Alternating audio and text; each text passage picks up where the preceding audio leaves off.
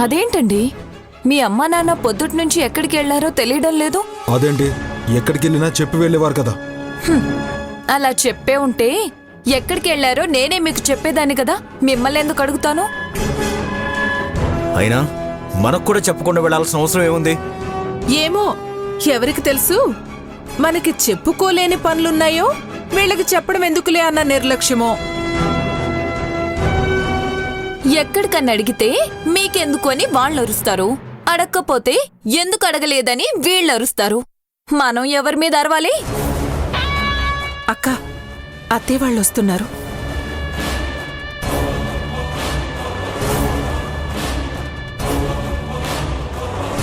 శాంత, త్వరగా తీసుకురా. ఇప్పుడే తీసుకొస్తానండి.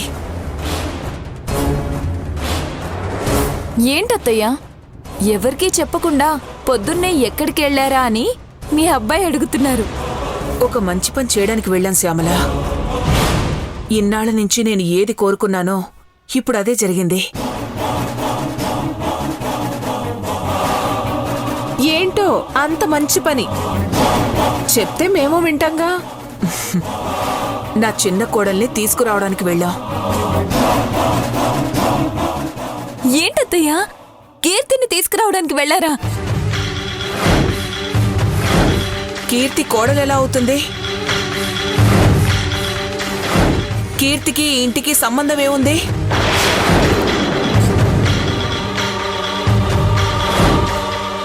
ఈ ఇంటి చిన్న కోడలు అక్షయ.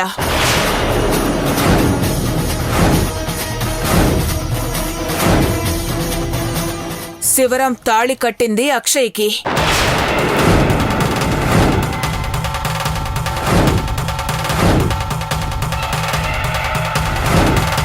అంటే ఇప్పుడు తీసుకొచ్చింది అక్షయనా? వాళ్ళమ్మ జానకి కూడా వస్తుంది. మా మధ్య ఉన్నది ప్రేమ, మా పెద్దవాళ్ల మధ్య ఉన్నది పగ. ఈ పగ ప్రతీకారాల మధ్య మా ప్రేమ గెలుస్తుందా? అలా వెంకటాపురంలో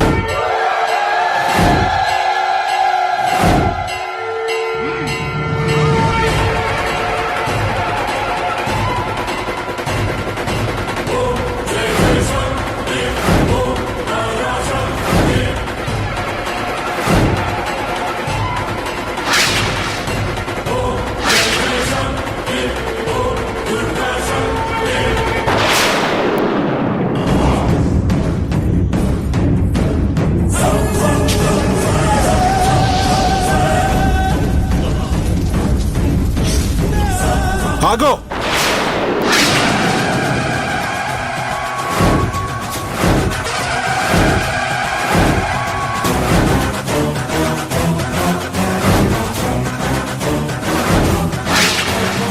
వాళ్ళు పిలవగానే సిగ్గు లేకుండా వచ్చేయడమేనా?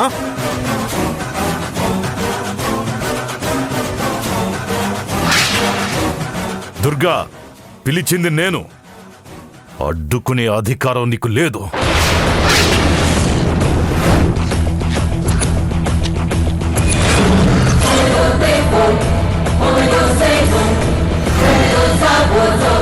ఎందుకు లేదు? మేము మీ కొడుకులం. అక్షయ్ని పెళ్లి చేసుకుని శివరాం గుమ్మంలోకి వస్తే అడుగు పెట్టడానికి వీల్లేదని చెప్పింది మీరే, గెంటేసింది కూడా మీరే.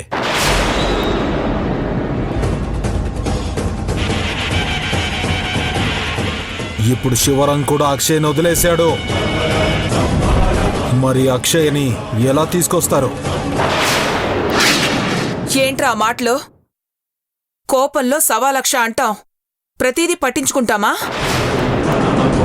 మాటలు అనుకొని వదిలేలేదత్తయ్యా.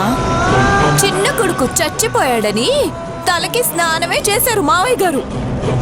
మరి చచ్చిపోయిన కొడుక్కి భార్య ఎక్కడి నుంచి వచ్చిందత్తయ్యా? మీకు కోడలు ఎలా అయింది?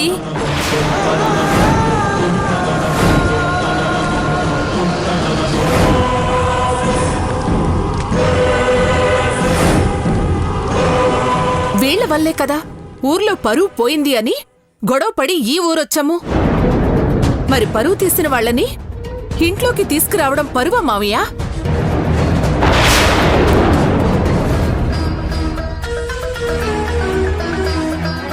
అక్షయ్ని పెళ్లి చేసుకుని తప్పు చేశాను, తన చేతిలో దారుణంగా మోసపోయాను, నన్ను క్షమించి మీలో కలుపుకోండి అని ఇదే గుమ్మంలోకొచ్చి మిమ్మల్ని వేడుకున్నాడు.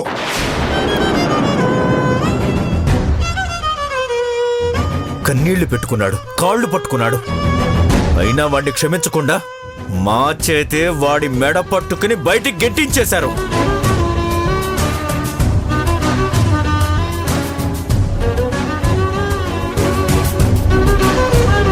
వాడికే స్థానం లేని ఇంట్లో అక్షయ్కి ఎలా ఉంటుంది? ఎవరిస్తారు? నేనిస్తాను.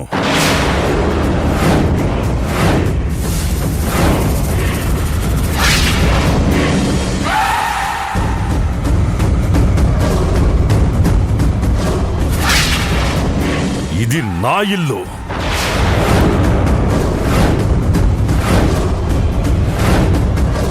నన్నడిగే అధికారం గాని హక్కు గాని మీకు లేవు. మీకు సమాధానం చెప్పాల్సిన అవసరం నాకు లేదు. అక్షయ ఇక్కడే ఉంటుంది.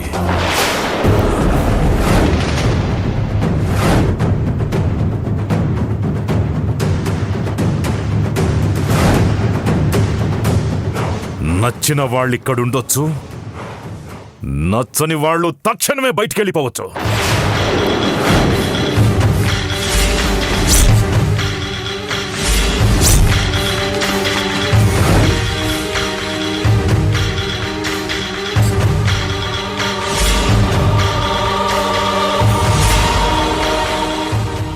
వద్దు మావయ్య, ఒకసారి నా వల్లే మీ కొడుకు మీకు దూరం అయ్యాడు, మీ సొంత ఊరికి దూరం అయ్యారు. ఇప్పుడు మళ్ళీ నా వల్లే మీ ఇంట్లో గొడవలు జరగడం నాకు ఇష్టం లేదు.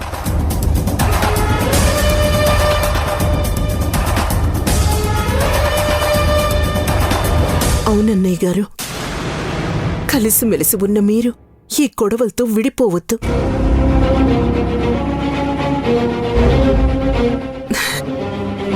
మీరు అభిమానం చూపించారు, మాకది చాలు. మేమెక్కడున్నా పెద్దగా తేడా ఏమీ లేదు.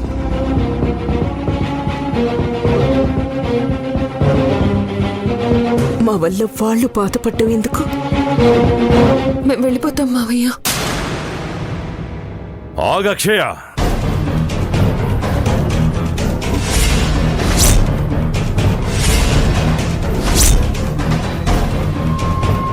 నువ్వు తప్పు చేశావనుకొని ఆ రోజు నేను దూరం పెట్టాను. ఈరోజు నువ్వేంటో తెలిసాక నిన్ను నా ఇంటికి రమ్మన్నాను. ఇది నా నిర్ణయం.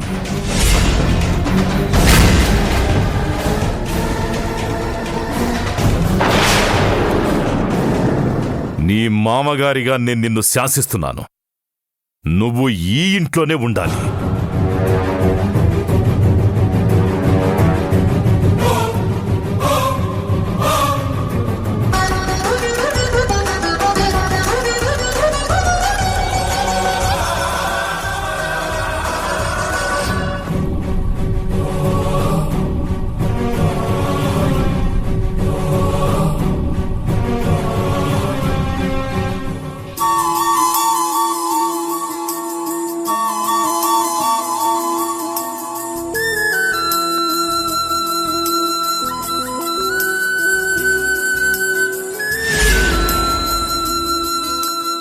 ఇంక వీళ్ళంటావా?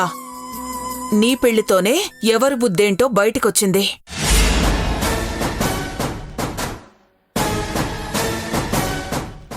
మనం కావాలి అనుకుంటే ఉంటారు, అక్కర్లేదు అనుకుంటే పోతారు. వీళ్ల గురించి నువ్వేం ఆలోచించకు అక్షయ.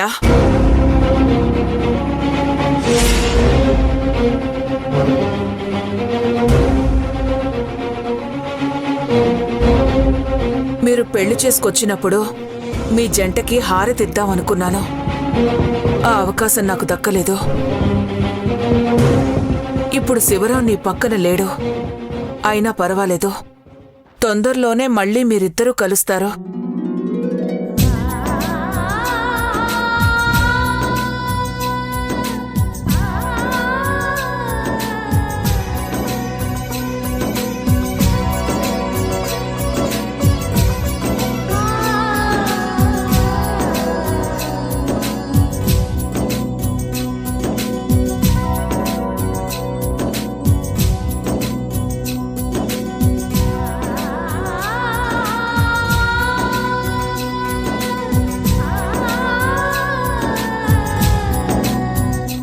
కుడికాలు లోపల పెట్టి రా అక్షయ.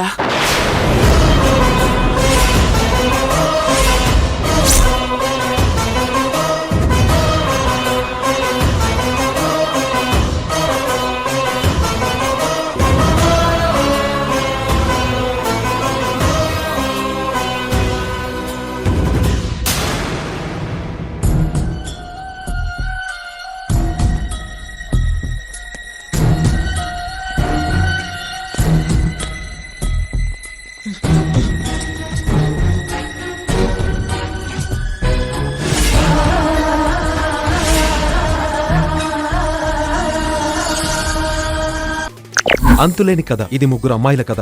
ఈ నెల 8న ప్రారంభం. సోమవారం నుండి శనివారం వరకు మధ్యాహ్నం 1:30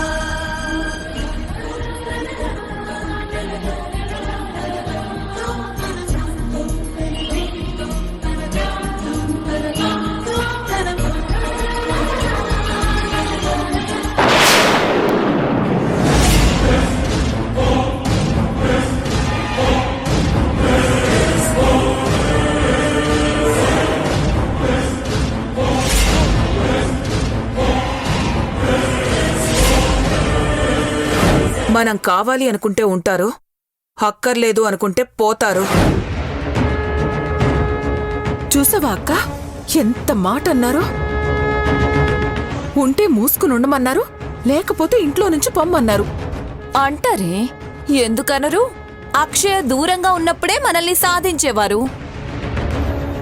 అలాంటిది అక్షయని నెత్తిమీదకి తీసుకొచ్చాక ఎందుకు ఊరుకుంటారు? మరి ఎలా అక్క?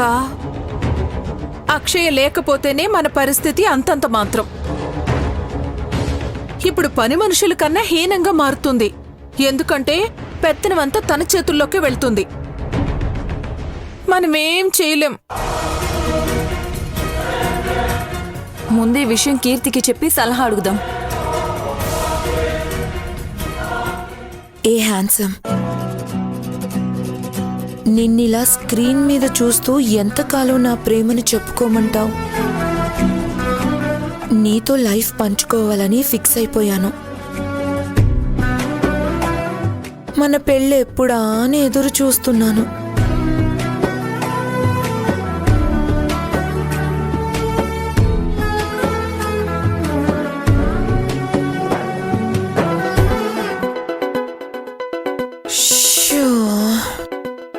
ఇదొక్కటి కరెక్ట్గా సమయానికి ఫోన్ చేస్తుంది.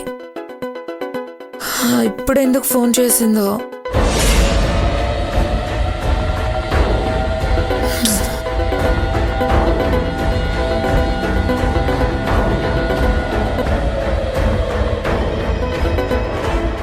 హలో అక్క, ఎలా ఉన్నారు? ఏడ్చినట్టున్నావు. ఏమైందక్క? నువ్వేదో సాధిస్తావని నీకు సపోర్ట్ చేశాం. శివరాంని నీ కొంగుకు కట్టేసుకుని మాకు తోడి కోడలుగా వస్తావని ఆశపడ్డాం. నువ్వేమీ చేయలేకపోయినా అక్షయ మాత్రం అనుకుందంతా చేసింది. ఇంటికొచ్చి కూర్చుంది. ఏంటి, అక్షయ అక్కడికొచ్చిందా? అక్షయ రాలేదు, మావయ్య గారే వెళ్ళి తీసుకొచ్చారు శాశ్వతంగా.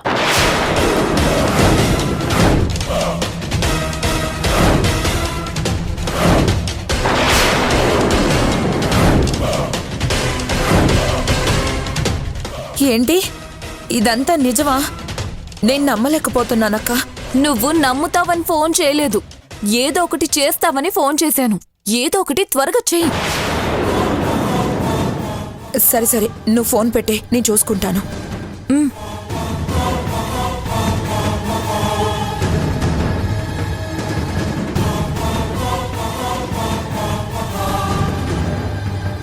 శివరాం గారు,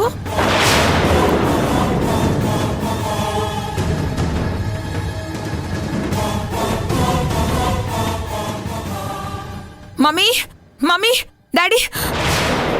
ఏంటే చెవుకోసిన మేకలు అలా అరుస్తున్నావు? మళ్ళీ ఏమొచ్చింది? అయిపోయింది, అంతా అయిపోయింది. ఏదైతే జరగకూడదని భయపడ్డానో అదే జరిగిపోయింది. నువ్వేదైనా డైరెక్ట్గా చెప్తేనే సగం అర్థం కాదు. ఇలా ఇండైరెక్ట్ గా చెప్తే ఇంకేం అర్థం అవుతుంది? ఆ అక్షయ్యని నీలకంఠం గారు ఇంటికి తీసుకెళ్లి హారతిచ్చి మరీ లోపలికి తీసుకెళ్లారట. ఎందుకు తీసుకొచ్చారని శ్యామల అక్క వాళ్ళు అడిగితే మీకు నచ్చితే ఉండండి లేకపోతే బయటకు వెళ్ళిపోండి అన్నారట. ఇది అక్షయ ఇల్లని తను ఇక్కడే ఉంటుందని వార్నింగ్ కూడా ఇచ్చారట. అది వాళ్ళ ఇంటి విషయం, వాళ్ళు చూసుకుంటారు. మధ్యలో మనకెందుకు? నువ్వు నోరు మీరా. తెలిసి తెలియకుండా ప్రతి దాంట్లో తలదూరుస్తావు. చూస్తూ ఉంటే అంతా కావాలని చేస్తున్నట్టుందే. ఆ నీలకంఠం గారు మన ఇంటికొచ్చి మనమేదో చేయకూడని పాపం చేసినట్టు ఆయన నోటికొచ్చినట్టు మాట్లాడి వెళ్ళడం ఏంటి? అక్షయ అంత గొప్పది ఇంత గొప్పది అని ఆకాశానికి ఎత్తడం ఏంటి? శివరాం ఎంత చెప్తున్నా వినకపోవడం ఏంటి? కొడుకు మీద పంతంతో కొరివి దయ్యం లాంటి అక్షయ్ని నా కోడలు అంటే ఇంటికి తీసుకురావడం ఏంటి? ఎందుకు వరలక్ష్మి బాధపడతావు? ఎంతైనా వాళ్ళు ఒకటే, మనమే కదా పరాయి వాళ్ళవి. అక్షయ్ మెడలో తాలి కట్టి తన్ని శివరాం భార్యగా చేసుకున్నాడు. కోడలు అనే బంధాన్ని అడ్డుపెట్టుకుని వాళ్ళంతా అక్షయ్కి బంధువులయ్యారు. ఈ రోజు వాళ్ళు అక్షయ్ని తీసుకువెళ్లారు. రేపు రాను అన్న శివరామును కూడా వాళ్ళు ఏదో ఒకటి నచ్చ చెప్పి తీసుకువెళ్తారు. కానీ ఇక్కడ మిస్ అవుతున్న పాయింట్ ఏంటి అంటే, అసలు నిజాన్ని నీలకంఠం గారు ఎందుకు అర్థం చేసుకోలేకపోతున్నారు? పచ్చని పల్లెటూళ్ళలో ఉండే ఆ కుటుంబం విడిపోవడానికి కారణం ఎవరు? అక్షయ. రుద్రవరాన్ని, నీలకంఠం గారి కుటుంబాన్ని శివరాం వదిలేసి వచ్చేయడానికి కారణం ఎవరు? అక్షయ. వీటన్నిటికీ కారణం అక్షయ్ అయితే, తను ఎంతగానో ప్రేమించే కొడుకు చనిపోయాడనుకుని నీలకంఠం గారు తలస్నానం చేసి శివరాం ముఖం మీదే తలుపులు వేయడానికి కారణం ఎవరు? దానికి కారణం కూడా అక్షయ్.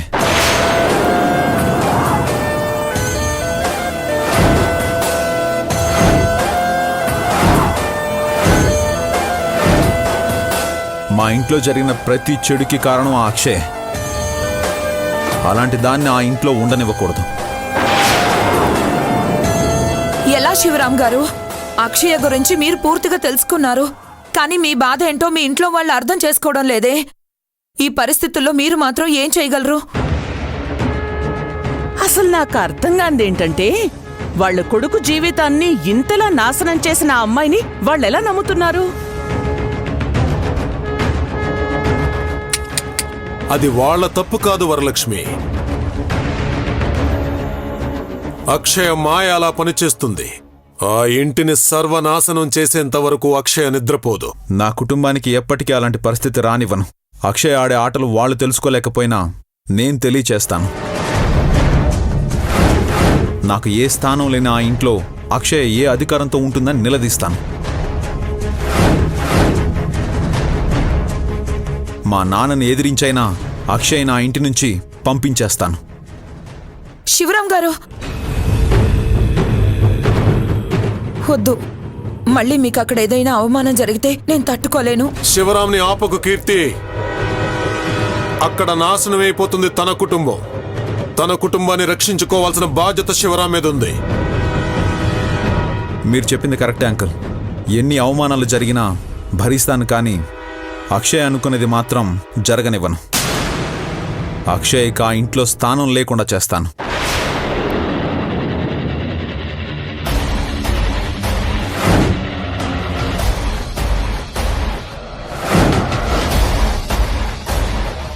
అక్షయ్కి నిలువ నీడ లేకుండా చేద్దామని నేననుకుంటే ఆ నీలకంఠం ఆశ్రయం కల్పిస్తాడా?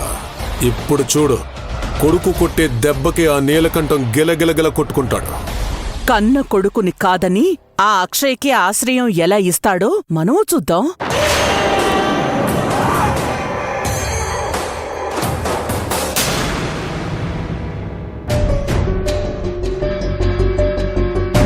చూడక్షయ్య, ఇప్పుడు నువ్వు దేనికి భయపడాల్సిన అవసరం లేదు. కృష్ణప్రసాద్ జిత్తులో మారి నక్కని నాకు అర్థమైంది.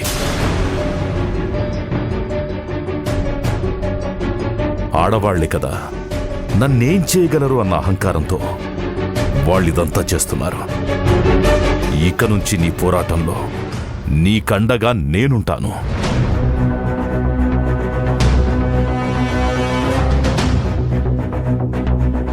నీకెప్పుడు ఎలాంటి అవసరమున్నా నేను నిలబడతాను.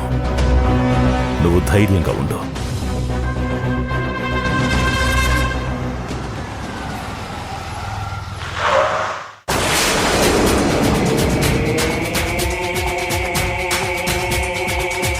అక్షయ!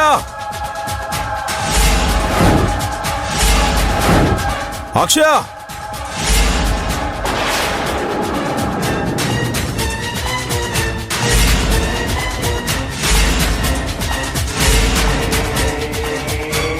అక్షయ! అక్షయ! అక్షయ!